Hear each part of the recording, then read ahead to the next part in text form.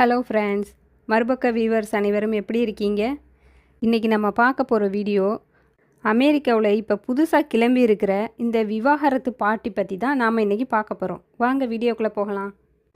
வெளியிருந்து பார்க்கும்போது அமெரிக்காவில் இருக்கிறவங்க எல்லாரும் சொகுசாக காரு பங்களான்னு ஆடம்பரமாக ரொம்ப சந்தோஷமாக வாழ்கிற மாதிரி தான் ஃப்ரெண்ட்ஸ் வெளி உலகத்துக்கு தெரியும். ஆனால் அந்த ஆடம்பரமான வீட்டுக்குள்ளே அந்த 4 செவுத்துக்குள்ளே அங்கே இருக்கிற தம்பதிகள் அனுபவிக்கிற தனிமையும் முடிவில்லாத வேதனையும் இருக்குதே, அது வெளியே இருக்கிற யாருக்கும் தெரியாது. கல்யாணம் பண்ணிக்கிட்டு அந்த வீட்டுக்குள்ளே போகிற ஆண்கள் பெண்கள் 2 பேருமே ஒருத்தரை ஒருத்தர் புரிஞ்சிக்காம தினமும் சண்டை சச்சரவோடு வாழ்கிறாங்க. இன்னும் சில வீடுகளில் குடி போதை அடி உதை எல்லாத்துக்கும் மேலே ஒரு மனுஷியாக மதிக்காமல் நடத்துகிற அந்த கொடுமைகளை வெளியே யாருக்கிட்டையும் சொல்ல முடியாமல் உள்ளுக்குள்ளேயே அழுது அழுது தினமும் செத்து பிழைக்கிறாங்க. இத்தனை கஷ்டத்தையும் மனசுக்குள்ளே பூட்டி வச்சுக்கிட்டு விவாகரத்து வேணும்னு கோர்ட்டு வாசலில் வருஷக்கணக்காக காத்துக்கிட்டு இருக்காங்க ஃப்ரெண்ட்ஸ்.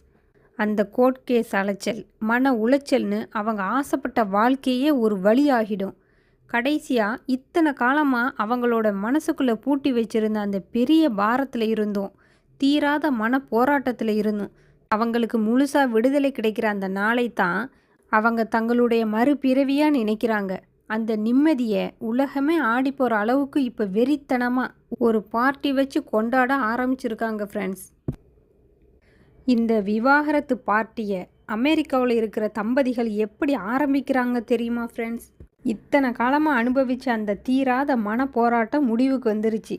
நான் வெளியே வந்துட்டேன்னு விவாகரத்துக்காகவே ஸ்பெஷலாக பத்திரிக்கை அடித்து சொந்தக்காரங்க ஃப்ரெண்ட்ஸ் எல்லாருக்கும் கொடுக்குறாங்க.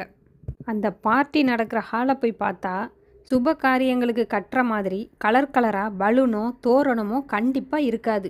முழுக்க இருட்டை குறிக்கிற மாதிரி கருகருன்னு இருக்கிற கருப்பு கலர் பலூன்களை தான் ஹால் முழுக்க கட்டி தொங்க விடுறாங்க.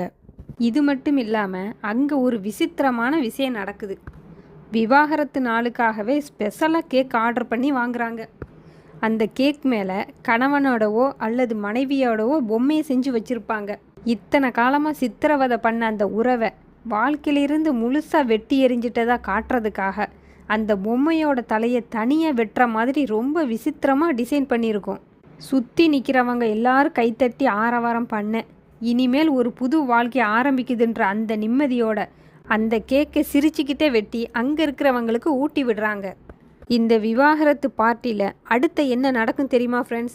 மேடையோட நடுவில் எல்லாரும் பார்க்குற மாதிரி ஒரு சின்ன கண்ணாடி பெட்டியை கொண்டு வந்து வைப்பாங்க. இத்தனை வருஷமாக வாழ்க்கையில் ஒரு பெரிய பாரமாக நிம்மதியை கெடுத்ததா நினச்ச அந்த திருமண மோதிரத்தை எல்லாரும் பார்க்க கலட்டுவாங்க. அதை கலட்டும்போது அவங்க முகத்தில் ஒரு பக்கம் கோவம், இன்னொரு பக்கம் இத்தனை வருஷம் வாழ்க்கையே போச்சேன்ற ஒரு ஏக்கம், ரெண்டும் கலந்த ஒரு வெறியோடு அந்த கண்ணாடி பெட்டிக்குள்ளே தூக்கி போடுறாங்க. அது சும்மா போடுறது இல்லை ஃப்ரெண்ட்ஸ். அங்கே வந்திருக்கிற ஃப்ரெண்ட்ஸு சொந்தக்காரங்க முன்னாடியே ஒரு மைக் எடுத்து அந்த திருமண மோதிரத்தை வச்சு ஓப்பனாக ஏல விடுவாங்க. $100 $500 $1000ன்னு அங்கே இருக்கிறவங்க போட்டி போட்டுக்கிட்டு கத்த ஆரம்பிப்பாங்க. தங்களோட பெத்த பிள்ளைங்க ஆசையாக மாற்றிக்கிட்ட திருமண மோதிரம். அந்த பெத்தவங்களும் அங்கே உட்காந்து எந்த ஒரு வார்த்தையும் பேச முடியாமல் மனவேதனையோடு பார்த்துக்கிட்டு இருக்காங்க. கடைசியாக யார் அதிக காசு கொடுக்குறாங்களோ அவங்கக்கிட்ட அந்த மோதிரத்தை கொடுத்துட்டு அந்த ஏலத்தில் வர்ற மொத்த காசையும் வச்சு அன்னைக்கு நைட்டு விடிய ஆட்டம் பாட்டம்னு கொண்டாடி தீர்க்குறாங்க. கல்யாணத்தை அன்னைக்கு 2 பேரும் சேர்ந்து வாழலாம்ன்ற ஒரு நம்பிக்கையோட ஆசையாக கைமாற்றிக்கிட்ட அந்த திருமண மோதிரம் இன்றைக்கி அத்தனை பேர் முன்னாடியும் வெறும் ஏல பொருளாக மாறி பணத்துக்காக கைமாறுறத அவங்க சிரிச்சுக்கிட்ட கொண்டாடுறாங்க. மனிதர்களோட மனசு இன்னைக்கு எவ்வளோ விசித்திரமாக மாறி இருக்கு பாருங்க ஃப்ரெண்ட்ஸ். இப்படி விடிய ஆட்டம் பாட்டம் கொண்டாட்டம்னு எல்லாம் முடித்ததும் வந்த சொந்தக்காரங்க ஃப்ரெண்ட்ஸ் எல்லாரும் அவங்க வீட்டுக்கு கிளம்பி போயிடுவாங்க ஃப்ரெண்ட்ஸ். அந்த பார்ட்டி ஹாலில் ஆங்காங்கே வெடித்து சிதறி கிடக்கிற அந்த கருப்பு பலூன்களுக்கு நடுவில் இப்போ அந்த ஆணும் பெண்ணும் தனித்தனியாக அவங்க வீட்டுக்குள்ளே போய் உட்கார்றாங்க. அப்போ தான் அத்தனை நேரமாக இருந்த அந்த சத்தம் எல்லாம் அடங்கி அந்த வீடு முழுக்க அப்படியே வெறிச்சோடி போய் கிடக்குது. இத்தனை காலமாக சண்டை சச்சரவு கோர்ட்டு கேஸுன்னு ஓடிக்கிட்டு இருந்த அந்த மனசு இப்போ மொத்தமாக டயர்டாகி அந்த வெறிச்சோடிய 4 செவுத்துக்குள்ளே தனிமையில் நிற்கும்போது தான் அவங்க மனசுக்குள்ளே அந்த பெரிய பாரமே வந்து நிற்கிது ஃப்ரெண்ட்ஸ். அப்பாடா, ஒரு வழியாக விடுதலை கிடைச்சிருச்சுன்னு நினச்ச அவங்க மனசுக்குள்ளே இப்போ ஒரு இனம் புரியாத தனிமை வந்து நெருங்குது. இனிமே இந்த உலகத்தில் நாம் தனியாக தான் வாழணுன்ற அந்த நிஜமான பயம் அவங்களுக்கு அப்போ தான் புரியுது ஃப்ரெண்ட்ஸ். ஆனால் இந்த விவாகரத்து பார்ட்டிக்கு பின்னாடி அமெரிக்காவில் இன்னொரு பெரிய வியாபாரமே நடந்துக்கிட்டு இருக்கு ஃப்ரெண்ட்ஸ். அங்கே இருக்கிற பெரிய பெரிய கம்பெனிகளும் பேக்கரிகளும் பார்ட்டி ஹால் வச்சுருக்கிறவங்களும் சேர்ந்து இந்த விவாகரத்து பார்ட்டியை ஒரு பெரிய ட்ரெண்டாக மாற்றி வச்சுருக்காங்க. திருமணங்களை வச்சு உலகத்தில் எப்படி ஒரு பெரிய வர்த்தகம் நடக்குதோ அதே மாதிரி இந்த விவாகரத்துக்களையும் இப்போ ஒரு பெரிய பிஸ்னஸாக மாற்றியிருக்காங்க. அதுக்காகவே ஸ்பெஷலாக சில தயாரிப்புகளையும் புதுசாக அலங்கார பொருட்களையும் விளம்பரம் பண்ணி மனிதர்களோட அந்த மனஸ்தாபத்தை தங்களுக்கு சாதகமாக பயன்படுத்திக்கிறாங்க. தம்பதிகளுக்கு நடுவில் இருக்கிற அந்த பிரிவையும் மனவேதனையும் தீர்த்து வைக்க யாருமே அங்கே முயற்சி பண்ணுறதில்ல. அதுக்கு பதிலாக நீங்கள் பிரிஞ்சால் நாங்கள் அதை ஒரு விழாவாக நடத்தி தர்றோம்னு அவங்க மனசில் இருக்கிற அந்த ஆத்திரத்தை இன்னும் கொஞ்சம் தூண்டிவிட்டு அதை வச்சு இந்த கார்ப்பரேட் நிறுவனங்கள் கோடிக்கணக்காக வருமானம் பார்க்குறாங்க. ஒருத்தரோட வாழ்க்கையே இங்கே பிரியும் போது அதை ஒரு வாய்ப்பாக மாற்றிக்கிட்டு லாபம் பார்க்க நினைக்கிற இந்த மாடர்ன் உலகத்தோட ரகசியத்தை நினைச்சா நிஜமாகவே மனசுக்குள்ளே ஒரு நடுக்க வருது ஃப்ரெண்ட்ஸ். கடைசியாக இந்த விவாகரத்து பார்ட்டி மூலமாக அவங்க உலகத்துக்கு என்ன சொல்ல வர்றாங்க? தங்களுக்கு கிடைச்ச விடுதலையை கொண்டாடுறாங்களா, இல்லை தங்களோட அந்த தீராத வேதனையை தீர்த்துக்க வழி இல்லாமல் இப்படி விசித்திரமாக மாறி நிற்கிறாங்களா? எந்த ஒரு பந்தமும் அவ்வளோ சீக்கிரம் உடைஞ்சு போகிறது இல்லை ஃப்ரெண்ட்ஸ். ஆனால் இன்றைக்கி இருக்கிற இந்த மாடர்ன் உலகத்தில் சகிப்புத்தன்மை இல்லாமல் ஒருத்தரை ஒருத்தர் மதிக்காமல் ரொம்ப எளிமையாக தங்களோட உறவுகளை தூக்கி எரிஞ்சிடுறாங்க.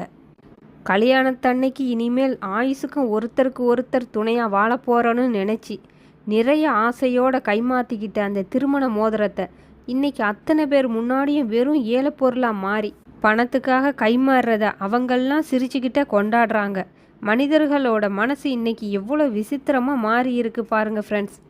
உறவுகளோட மதிப்பும் அன்பும் இல்லாத எந்த ஒரு நாடும் எவ்வளவு தான் சொகுசாக ஆடம்பரமாக வாழ்ந்தாலும் அது ஒரு வெறிச்சோடிய வீடு தானே ஃப்ரெண்ட்ஸ். பார்த்தீங்களா ஃப்ரெண்ட்ஸ், கேக் வெட்டி கொண்டாடுறாங்கன்னா அதுக்கு பின்னாடி எவ்வளோ கண்ணீரும் எவ்வளோ தூக்கமில்லாத ராத்திரிகளும் இருந்திருக்குன்னு யோசிச்சு பாருங்கள். அந்த நாட்டில் வாழ்க்கை முறை உறவுகள் எல்லாமே ஒரு இயந்திரமாக மாறிடுச்சு. அந்த உறவுல இருந்து வெளிவர்றத அவங்க ஒரு விடுதலையாக பார்க்குறாங்க. ஆனால் கேக் வெட்டி கொண்டாடுற அளவுக்கு உலகம் மாறிடுச்சுன்னு நினைக்கும்போது உறவுகளுக்கு அந்த இடத்துல மரியாதை இருக்கான்னு ஒரு கேள்வி எழும்புது. நான் என்ன நினைக்கிறேன்னா, உறவுங்கிறது வாழ்க்கைக்கான அடித்தளம். அந்த நாடுகளில் இந்த மாதிரி பிரிவு ஒரு சாதாரணமாக மாறிடுச்சு.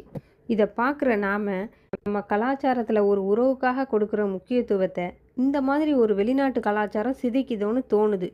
கொண்டாடுறது முக்கியம் இல்லை, அந்த பிரிவுக்கு பிறகு அவங்க மனசுக்குள்ளே ஒரு அமைதி இருக்காங்கிறது தான் முக்கியம்.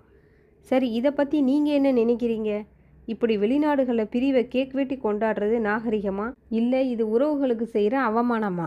உங்கள் மனசில் என்ன தோணுதோ அதை கமெண்டில் சொல்லுங்கள். எந்த நாட்டு முறையாக இருந்தாலும் சரி, அதில் ஒரு கண்ணியம் இருக்கணும்னு நான் நினைக்கிறேன். உங்களுக்கு இந்த வீடியோ பிடிச்சிருந்தா லைக் பண்ணுங்கள், நம்ம சேனலை சப்ஸ்கிரைப் பண்ணுங்கள். அடுத்த வீடியோவில் இன்னும் ஒரு சுவாரஸ்யமான உலக வாழ்வோடு உங்களை பார்க்குறேன். நன்றி.